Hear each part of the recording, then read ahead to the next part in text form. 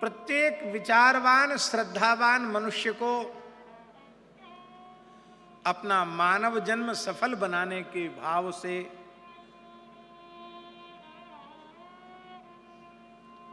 पांच चीजों पर विचार करना चाहिए।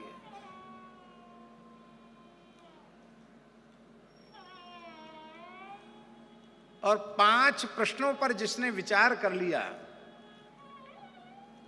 वो किसी वर्ण का हो, ब्राह्मण हो चाहे चांडाल हो, स्त्री हो या पुरुष हो, बालक हो या वृद्ध हो, ब्रह्मचारी गृहस्थ वानप्रस्थी सन्यासी, कुछ भी हो, किसी भी वर्ण का हो, किसी भी आश्रम का हो, जिस भाग्यशाली मनुष्य ने इन पांच प्रश्नों का उत्तर खोज लिया, समझ लिया, उसका मानव होना सफल हो गया। उस सबसे बड़ी बात यह है कि जीव के कल्याण में न तो कोई जाति बाधक है, न कोई शरीर बाधक है, न कोई अवस्था बाधक है और न ही कोई व्यवस्था बाधक है।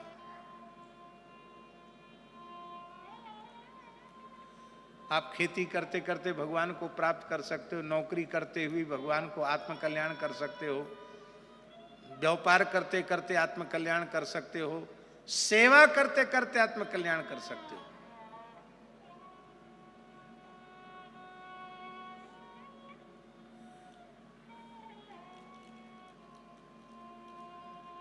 कोई काम छोटा नहीं और कोई काम बुरा नहीं। न कोई जाति जीव के कल्याण में बाधक है। हरि को भजै सो हरि का होई। न कोई वर्ण बाधक, न कोई आश्रम बाधक और न कोई कार्य बाधक। बस वह धर्म नियंत्रित होना चाहिए।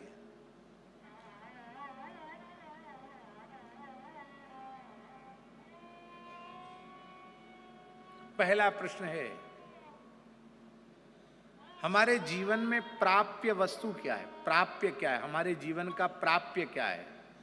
प्राप्य माने प्राप्ति के योग्य क्या है? हमें किसको पाना है? हमारी मंजिल क्या है? हमारा जीवन का लक्ष्य क्या है?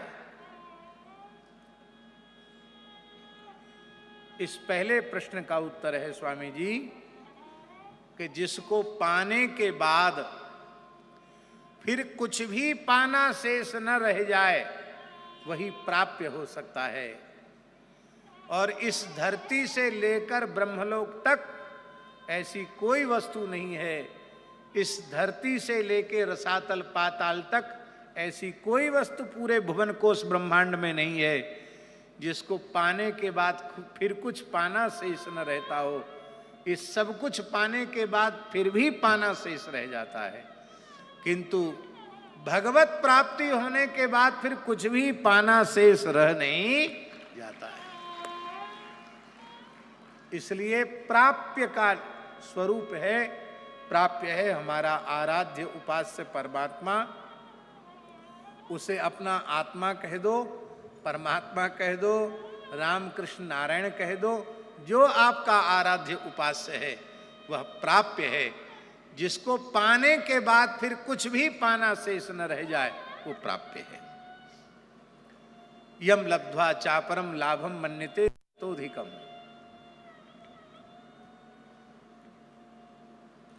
दूसरा है प्राप्ता क्या है? प्राप्ता माने प्राप्य वस्तु को प्राप्त करने वाला। हम मनुष्य हैं। भगवान ने हमें मनुष्य किस लिए बनाया? भगवान ने हमें मनुष्य किस लिए बनाया? इस प्रश्न का सीधा साधा सरल उत्तर है, अपने चरण कमलों तक पहुंचने के लिए ही भगवान ने हमें मनुष्य बनाया है।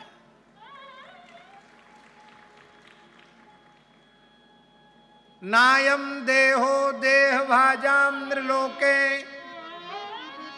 कष्टान कामान अर्हते बिडभुजाम ये तपो दिव्यम पुत्र कायेन सत्वम शुद्धेद्यस्मात् ब्रह्म सौख्यम त्वनंतम।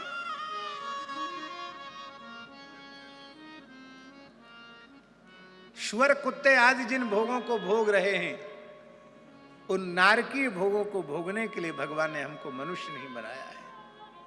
अपने चरण कमलों तक पहुंचने के लिए हमको मनुष्य बनाया है। आप ब्राह्मण कुल में उत्पन्न हुए हैं या चांडाल कुल में उत्पन्न हुए हैं, इससे कोई लेना देना नहीं। यदि ईमानदारी से भगवत शरणागत होकर आप भजन में लगे हुए हैं, तो आपका उसी जन्म में उसी शरीर से परम कल्याण हो जाएगा। जो प्रभु श्री राम गीध को अपना पिता कहने के लिए, पिता का आदर देने के लिए तैयार हैं, जो सबरी को अपनी मां कहने के लिए तैयार हैं, उसका आतिथ्य स्वीकार करने वाले हैं, जो निषाद राज को अपनी छाती से लगाने वाले हैं, जो केवट को अपना मित्र कहने वाले हैं, वो भगवान आपको अपनी शरण में नहीं लेंगे क्या? ईमानदारी से भगवत वर्ण धर्म आश्रम धर्म का यथावत श्रद्धा पूर्वक पालन करते हुए आप भगवान के चरणों में समर्पित हो जाइए, आपका परम कल्याण होगा। इसलिए प्राप्ता जीव है, और उस जीव का स्वरूप है कि वो जब चाहे तब भगवान को प्राप्त कर ले।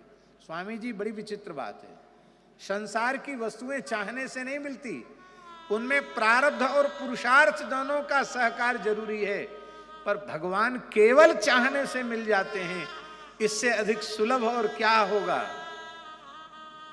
इसलिए भगवान ने अपने को सुलभ कहा गीता में, तस्याहम सुलभ पार्थ नित्य युक्तस्य योगिना।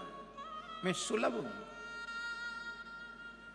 पर भगवान को सुलभ बनाने वाले महात्मा दुर्लभ हैं। वासुदेवा सर्वमिति स महात्मा दुर्लभा नहीं सुदुर्लभा। सर्वत्र भगवत दृष्टि देने वाले संत दुर्लभ हैं। प्राप्य परमात्मा, प्राप्ता जीव, वो स्त्री हो, पुरुष हो, ब्राह्मण हो, क्षत्रिय हो, वैश्य हो, शूद्र हो, कोई हो, प्रत्येक जीव भगवत प्राप्ति का अधिकारी है। तीसरा प्रश्न है प्राप्ति का उपाय। प्राप्य परमात्मा है और प्राप्ता जीव है, तो प्राप्य परमात्मा की प्राप्ति क्यों नहीं हुई? क्योंकि हमको उपाय नहीं मिला। उपाय माने साधन। उपाय क्या है? उपाय अधिकारी भेद से है। कोई ज्ञान योग का अधिकारी है, कोई निष्काम कर्मयोग का अधिकारी है, कोई भक्ति योग का अधिकारी है, कोई अष्टांग योग का अधिकारी है। आप अपने पूर्व संस्कारों के अनुसार अपने मार्ग को निश्चित कीजिए और उस मार्ग पर दृढ़ता पूर्वक चलिए। अब एक बात और हम कहने जा रहे हैं, हमारे जैसा कोई घोर आलसी प्रमादी जीव विचार करने लगे कि न मैं ज्ञान योग का अधिकारी, न भक्ति योग का अधिकारी, न अष्टांग योग का अधिकारी, न कर्म योग का अधिकारी, तो मैं क्या करूं? मैं भी अपना कल्याण तो चाहता हूं, मैं क्या करूं? तो हमारे जैसे जो लोग हैं उनके कल्याण का भी साधन है, प्राप्ति का उपाय। वो क्या है? नाम योग। उसका नाम है नाम योग। स्वाद आवे या ना आवे, मन लगे न लगे, जिह्वा से केवल राम राम राम राम राम राम राम राम राम राम राम राम राम राम राम राम रट लगा दो। राम नाम का आश्रय ले लो, ज्ञान भी सिद्ध हो जाएगा, कर्म भी सिद्ध हो जाएगी, भक्ति भी सिद्ध हो जाएगी। प्राप्ति का साधन। इसलिए प्राप्ति का सबसे श्रेष्ठ साधन भगवान नाम है। ध्रुव सगलान जप्यो हरि नामू, पावा अचल अनुपम ठाऊं। आज तक जिस किसी ने भी भगवान को प्राप्त किया है, केवल नाम के सहारे प्राप्त किया है। कितने हो गए? प्राप्य, प्राप्ता, प्राप्ति का उपाय। चौथी चीज और बड़ी महत्वपूर्ण है, प्राप्ति का विरोधी। प्राप्ति का विरोधी क्या है? भाई पहली बार तो हम मनुष्य नहीं बने हैं, इसके पहले भी अनेकों बार भगवान ने कृपा पूर्वक हमें मनुष्य बनाया होगा। कबहू करी करुणा नर देही, देत ईस बिन हेतु स्नेही। तो आखिर हम कृतार्थ क्यों नहीं हो सके? कृतार्थ हो गए होते तो वर्तमान जन्म ही नहीं होता। वर्तमान जन्म प्रमाणित कर रहा है कि अब तक तुम अकृतार्थ बने हुए हो।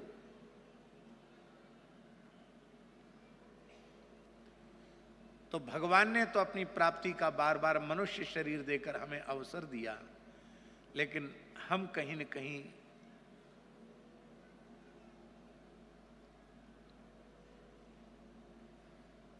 भगवत प्राप्ति के अलभ्य लाभ से वंचित रह गए।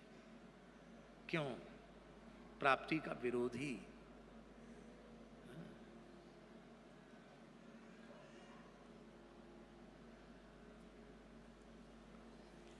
कैलाशी, एक बड़ी सरल सी बात है। आपके घर की टंकी में 1.25 इंच का या 2.25 इंच का पाइप पानी भेजने वाला है, सप्लाई करने वाला है, टंकी में पानी चढ़ाने वाला, और 6 इंच 8 इंच का बम्बा खुला हुआ है। तो चाहे जितनी बढ़िया मोटर हो, दिनों रात चले, गर्म होके फूक जाएगी, लेकिन टंकी भरने वाली भरेगी टंकी।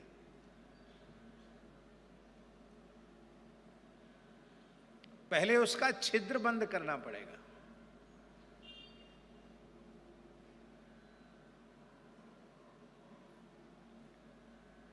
ये प्राप्ति का विरोधी क्या है?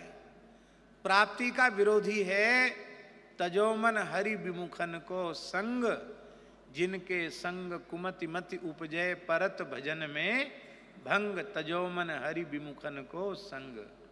गोस्वामी जी कहते, बरभल वास नरक कर ताता, दुष्ट संग जनि देहि विधाता। नारद जी कहते, दुस्संगस्तु सर्वथा त्याज्य। प्राप्ति का विरोधी है कुसंग। कुसंग क्या है? बहुत विस्तृत चर्चा है, लेकिन उसकी संक्षिप्त सरल व्याख्या हम प्रस्तुत कर रहे हैं। श्रद्धा शून्य व्यक्ति का संग कुसंग है, और श्रद्धावान व्यक्ति का संग सत्संग है।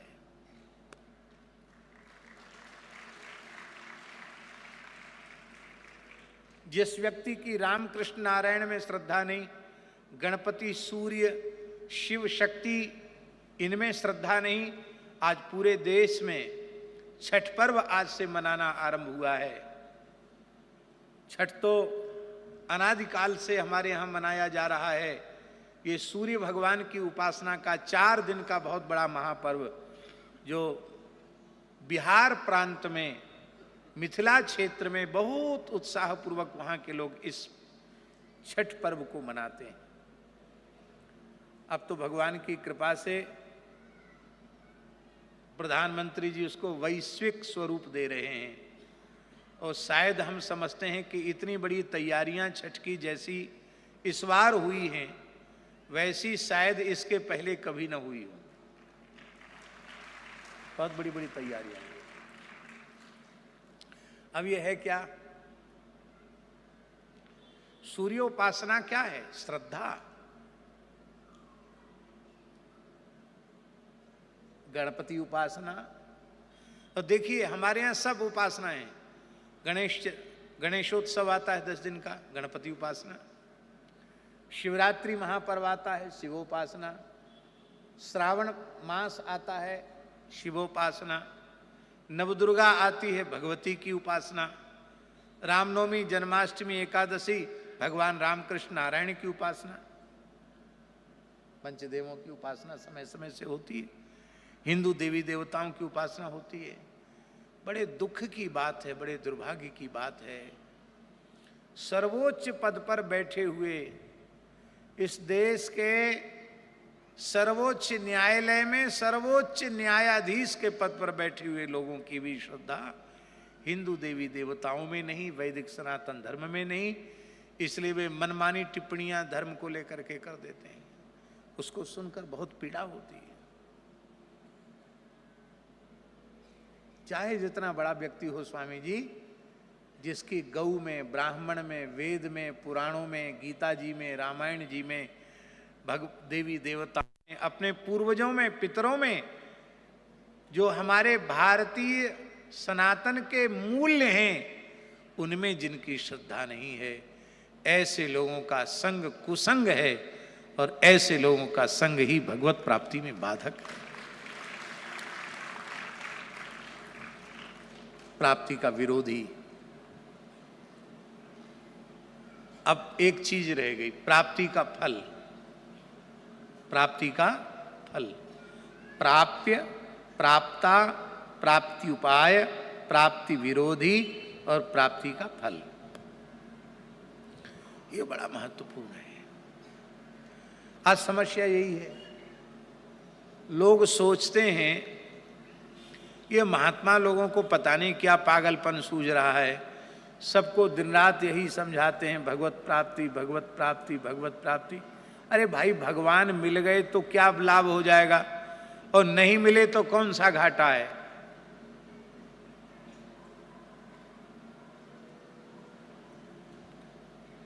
बात थोड़ी सी कड़वी, पर हम बिना किसी पक्षपात के बोल रहे हैं। भगवान जिनके जीवन की आवश्यकता है, ऐसे भाग्यशाली मनुष्य इस पूरे संसार में बहुत कम है।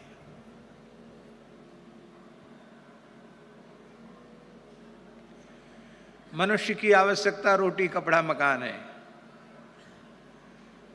रुपया कौड़ी, मान बढ़ाई, पद पैसा प्रतिष्ठा, यही मनुष्य ने दुर्भाग्य से अपना लक्ष्य बना रखा है। भगवान की प्राप्ति ही जिनके जीवन का लक्ष्य है, ऐसे लोग बहुत कम हैं।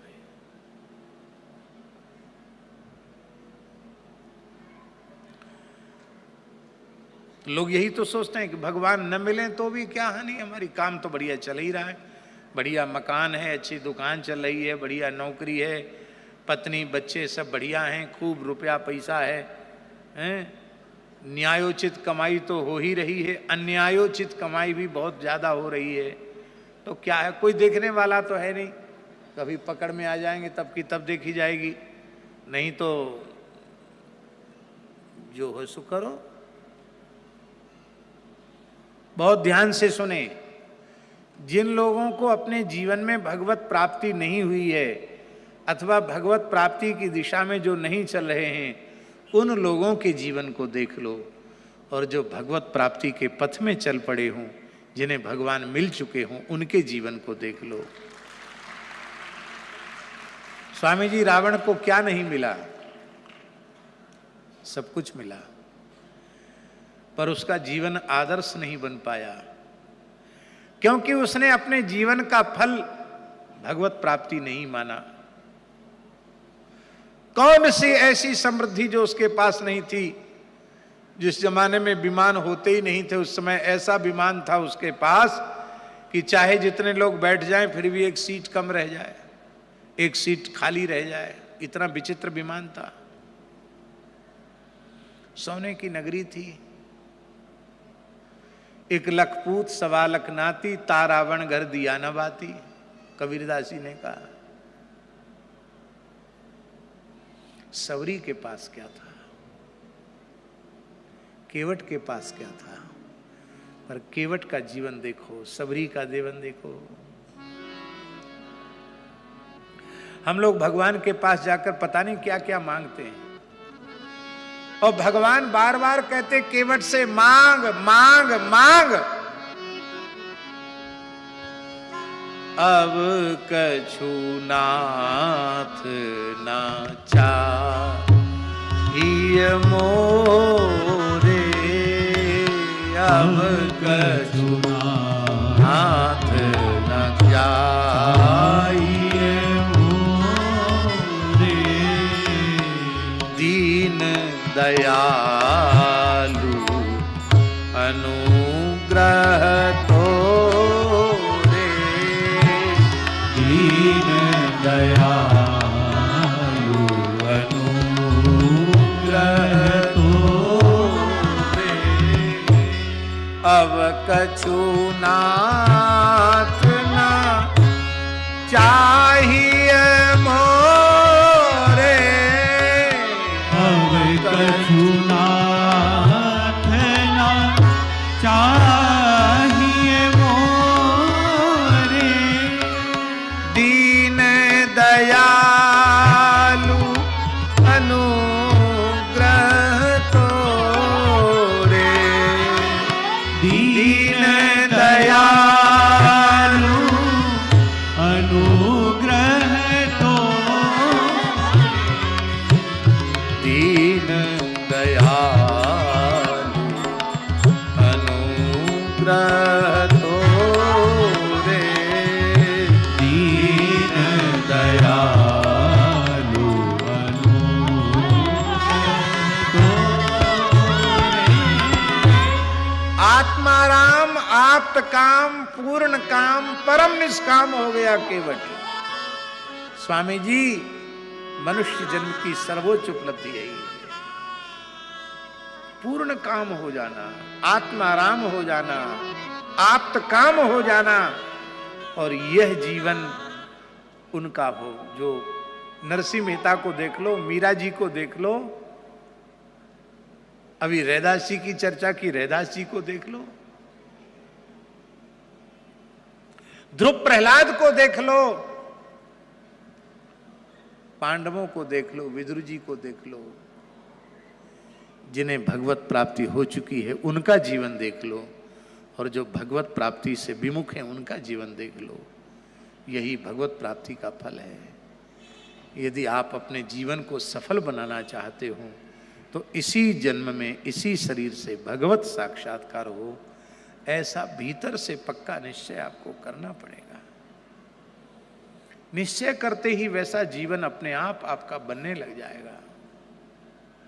बोलो भक्तवत्सल भगवान की।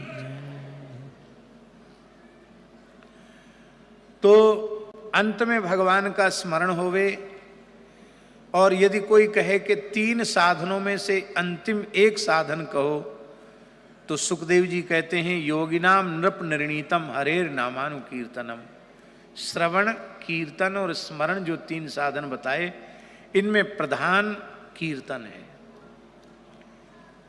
देखिए, जब कोई व्यक्ति श्रवण करता है तो श्रवणकर्ता को श्रवण का लाभ होता है। जब कोई व्यक्ति स्मरण करता है तो स्मरणकर्ता को स्मरण का लाभ होता है।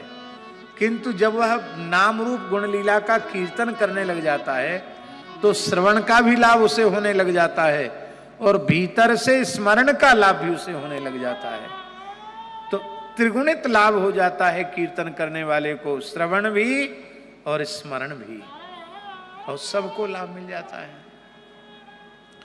इसलिए भगवान नाम कीर्तन वह सबसे श्रेष्ठ है। राजन, तुम बड़े भाग्यशाली हो, तुम्हारे पास तो 7 दिन का पर्याप्त समय है।